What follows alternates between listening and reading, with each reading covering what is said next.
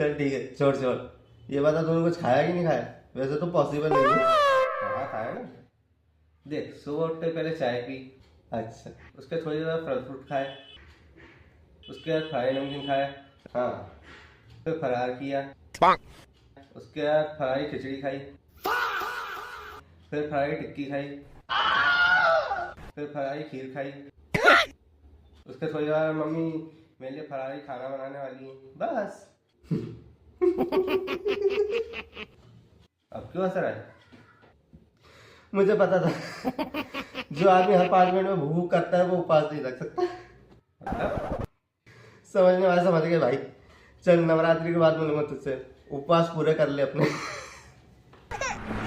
मतलब क्या था? बेटा हिमांशु, हाँ मम्मी, बेटा खाना खा लो। आता हूँ। साथ में फ्राई नमकीन भी निकाल लेना।